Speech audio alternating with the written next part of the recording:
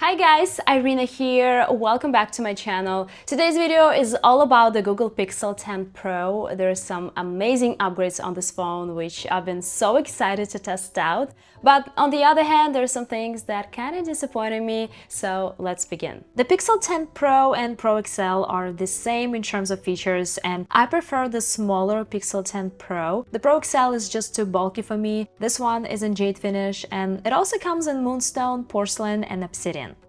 As I already mentioned in my unboxing and first impressions video, I'm not disappointed in design. I think the Pixel 9 Pro looks perfect, so does the 10 Pro. Yes, these phones look practically identical except for the speakers. Now we have two symmetrical speaker grills instead of one. Is the sound quality different on the Pixel 10 Pro? Of course, we'll talk about it later in this video. And there is no more SIM tray on the Pixel 10 Pro. Now you have to rely on eSIM, which is kind of bittersweet because on one hand the whole process gets easier. You don't have to fidget with a SIM card, you don't have to worry about losing it, but on the other hand, the eSIM experience is not always smooth. Sometimes you have to call the carrier to make it finally work. Well, I just hope the eSIM experience will get better in the future. Let's talk about the display. We have a 6.3-inch display on the Pixel 10 Pro, just like on its predecessor, the Pixel 9 Pro. This display is brighter with a peak brightness of 3300 nits. This difference in brightness is noticeable, and that's amazing. I think this is one of my favorite types of upgrades on any phone. I like the displays are getting brighter. It's so appreciated outdoors. The overall experience with this display feels very similar to the Pixel 9 Pro with the same refresh rate, pixel density, and resolution. By the way, for the best experience, don't forget to check the display resolution in the settings. Usually, by default, it's set to a lower resolution. When you switch to the max, it makes such a difference. All the icons start looking perfect on the display. This is a very beautiful display. The colors look vivid but natural. The screen visibility is now even better outdoors, especially on a sunny day. We have all the familiar display features here, but now the Pixel 10 Pro has the adaptive tone, which is not exactly a new feature. We've already seen it. You might remember it as ambient EQ from the Pixel 4 or as True Tone on the iPhone. Basically, the phone automatically adjusts the display's color temperature to match the ambient lighting to reduce eye strain. At first, I couldn't find the extra dim feature. It's usually right here in the control center, but it was not removed. Now it's integrated directly into the brightness slider, and honestly, I think it's even better this way, definitely more convenient.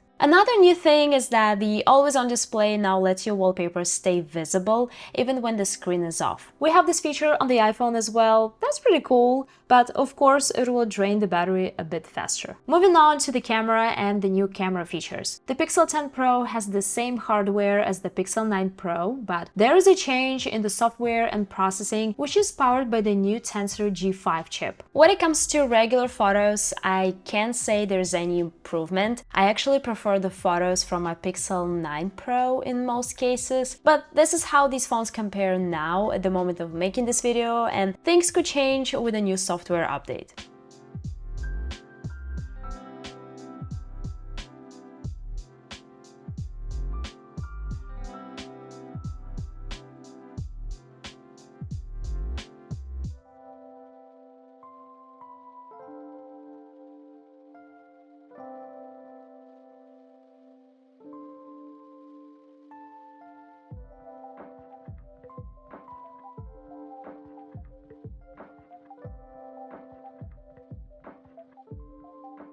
The new ProRes zoom is very impressive.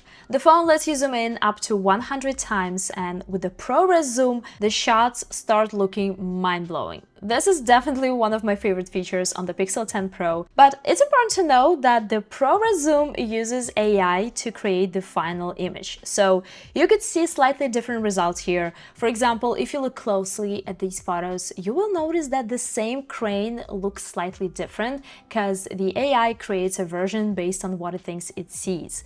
Here, this is the photo of the Edge building, and if you've been there, you probably remember that there are stairs coming out of this opening, but in this photo, the stairs aren't there. Also, sometimes the photos look like AI photos, like this airplane, and I would say the shots with moving objects are the most challenging for the Pixel 10 Pro. These helicopters were tough to capture too. Honestly, they look like insects, so I'm not even sure the AI could properly detect a helicopter in here.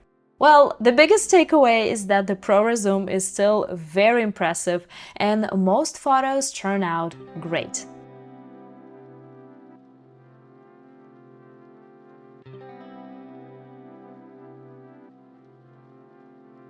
One of the new camera features is the camera coach, and I think it's pretty cool. I mean, some people are more experienced in photography and others are not, so it could be useful, but at the same time, it takes so long to follow all these instructions. I don't think anyone would want to spend so much time on taking one photo.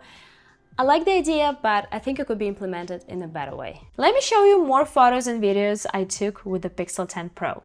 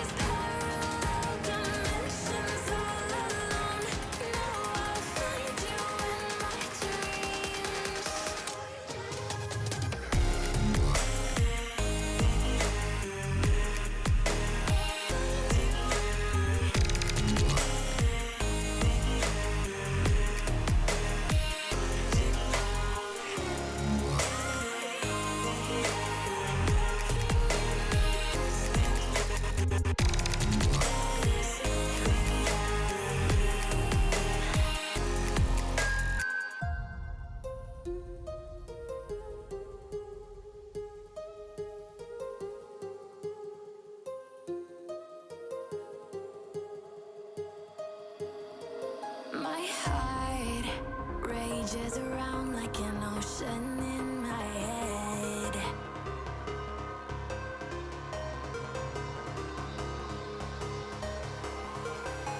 I can almost feel you walking in the distance, but I know that it's not reality.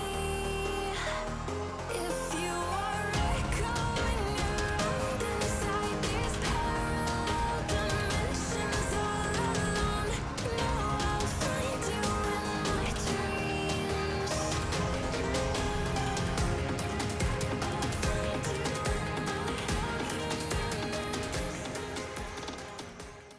Moving on to the biometrics and security features, the Pixel 10 Pro has an upgraded ultrasonic fingerprint sensor, which is now slightly faster than on the Pixel 9 Pro, which is nice, but I'll be honest, you probably wouldn't even notice this difference in daily use. Most of the time, I use the Face Unlock, which works great, but the fingerprint sensor still comes in handy sometimes, even in 2025. When it comes to battery life, it feels similar to my Pixel 9 Pro, and the battery life on the Pixel 9 Pro is solid, can't complain. Normally, I get around 30 hours with moderate use with my Pixel 10 Pro, which is more than one day. Speaking of the new features, Google introduced the Pixel Snap feature across the entire Pixel 10 lineup, and this makes me really happy. I've always been a fan of the MagSafe feature on the iPhone. I have so many MagSafe accessories like pop sockets, tripods, wallets, this cute little notepad, even this bottle. I've always used my favorite accessories with my Pixels even before the Pixel Snap feature, but I had to be really picky about the cases I chose since the magnet needed to be strong. You had to rely solely on the case. And now with the Pixel Snap feature, it works amazing. But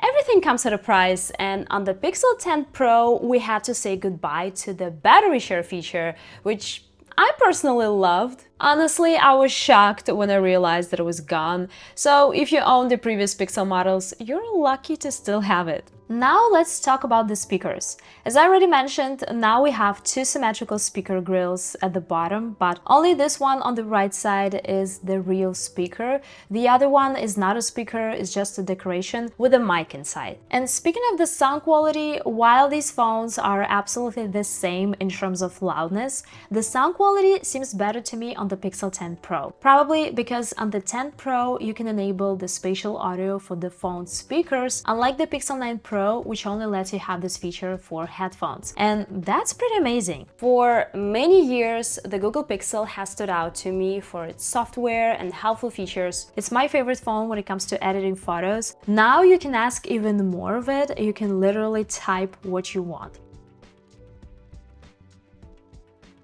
The best take is amazing, it's always been one of my favorites. And when it comes to new features, there is the Magic Queue. It pulls info from your calendar, screenshots, and more to help you get things done faster. It's not perfect, but I think it will only get better over time.